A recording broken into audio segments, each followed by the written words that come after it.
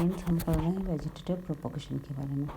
हमने पढ़ा बल्ब्स के बारे में, राइजोम्स के बारे में, कॉम्स के बारे में, रनर्स और सकर्स के बारे में। अब हम पढ़ेंगे रूट्स के द्वारा वेजिटेटिव प्रोपोगेशन क्या होता है, कैसे होता है।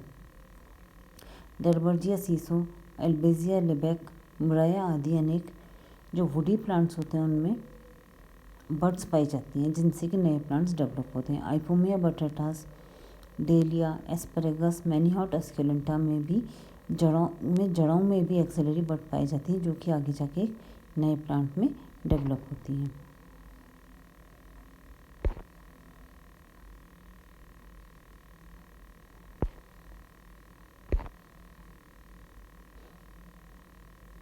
ट्यूबरस रूट जो होती हैं वो बाइनियल होती हैं।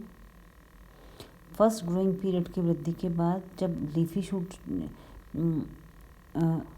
मुरझा जाते हैं तब जो ट्यूबरस रूट होती है वो डोर्मेंट स्टेज में आ जाती है और स्टोरेज ऑर्गन के बारे में के रूप में काम करती है। जो सेकंड ग्रोइंग पीरियड होता है उसमें एक्सिलरी बर्ड जो होती हैं, एडवेंटियस बर्ड जो होती हैं वो ग्रो होकर नए शूट का निर्माण करती हैं और एक नए प्लांट का निर्माण होता है। फिर लीव से भी वेजिटेटिव प्रोपोगेशन होता है। हमने सबने पत्थर चट्टा या ब्रायोफिल्म देखा है। ब्रायोफिल्म तथा कैलनेको नामक प्लांट की पत्तियों के मार्जिन्स पे फ्लोरल बर्ड्स पाई जाती हैं, फोलियर बर्ड्स पाई जाती हैं जो कि वृद्धि करके नया पौधा बनाती हैं। बिगोनिया में जो ये फोलियर बर्ड्स होती हैं वो लीफ की सरफेस पे डेवलप होती हैं, जैसा कि आप इधर डायग्राम में देख रहे हैं। फिर एक और मेथड है बल्बिल्स। ग्लोबा बल्बिफोरा में इन्फ्लोरेसेंस में नीचे की ओर स्थित, जैसे कि आप नीचे वाले डायग्राम में देख रहे हो कि कुछ फ्लावर्स जो होते हैं वो मल्टीसेलुलर स्ट्रक्चर में बदल जाते हैं जिनको कि बल्बिल्स कहते हैं। बल्बिल्स मदर प्लांट से अलग होकर एक नया पौधा बनाते हैं। अगेव सिस्लाना में इन्फ्लोरेंस में अनेक पुष्प कलिकाएं बल्बिल्स का निर्माण करती हैं।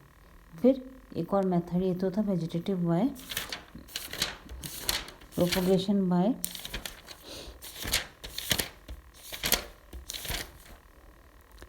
Specialised vegetative structure.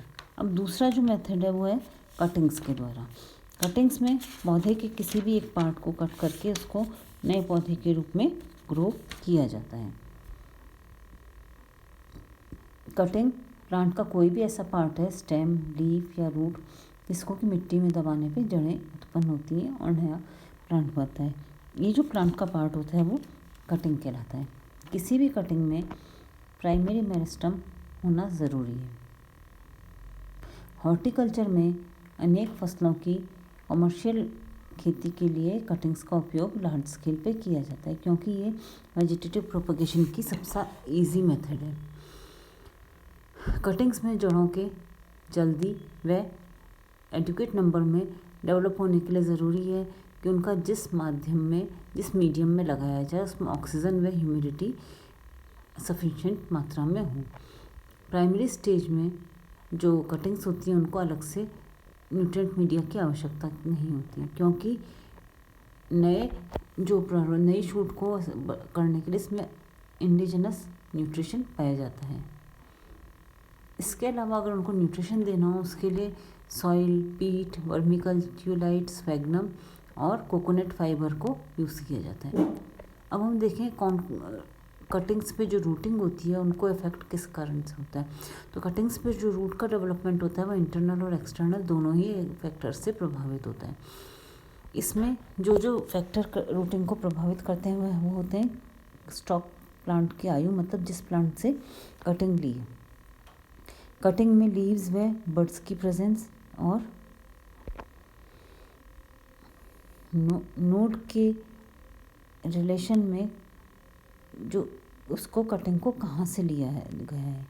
बहुत पौधों में ये देखा गया है कि जैसे जैसे मदर प्लांट की एज बढ़ती है वैसे वैसे जो कटिंग्स होती हैं उनमें एडवेंटियस रूट बनाने की क्षमता कम होती जाती है।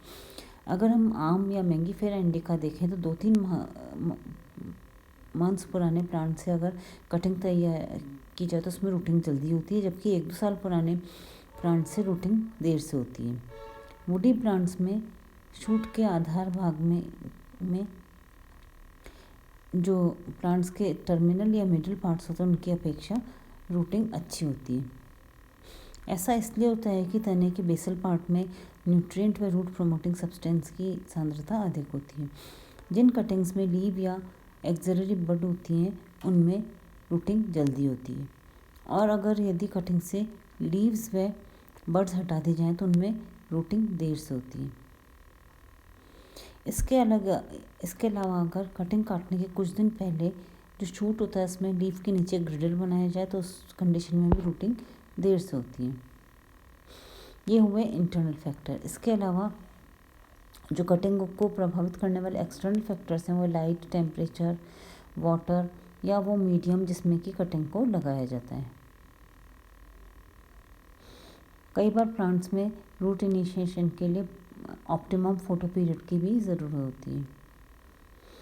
फोटो पीरियड प्लांट में कार्बोहाइड्रेट की मात्रा को डिसाइड करता है, इसीलिए प्लांट के विभिन्न पार्ट से ली गई कटिंग्स को अलग अलग फोटो पीरियड की ज़रूरत होती है।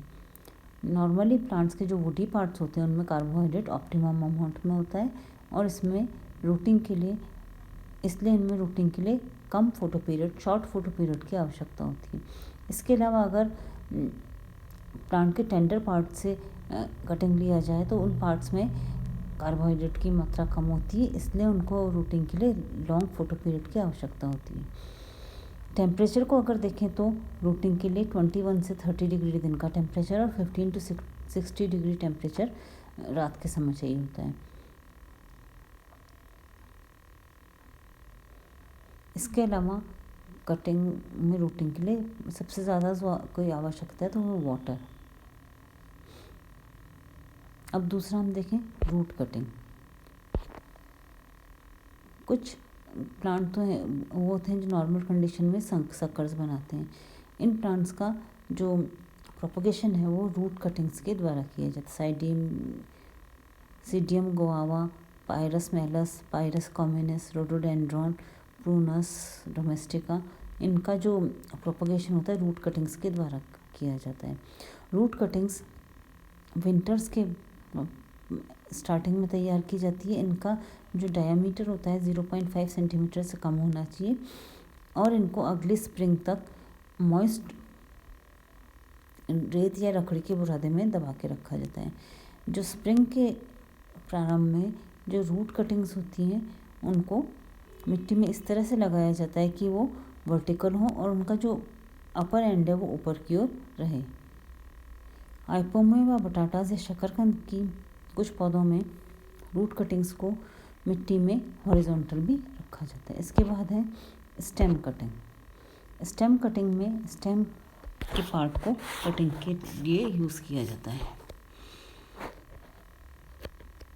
इसमें हर्बल और वुडी दोनों पार्ट काम में लिए जाते हैं। क्राइजेंथेमम, जेरेनियम, डायलिया, कोलियस आदि के प्लांट्स में तने के टर्मिनल लीफी पार्ट से 10 से 15 सेंटीमीटर लंबी कटिंग तैयार की जाती है।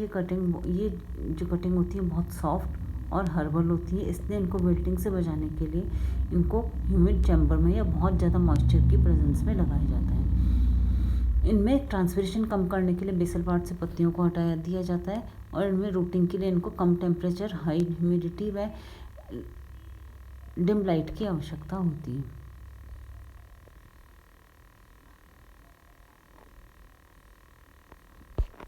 ये हो गई रूट कटिंग और स्टेम कटिंग। नेक्स्ट क्लास में हम इसके बारे में आगे पढ़ेंगे।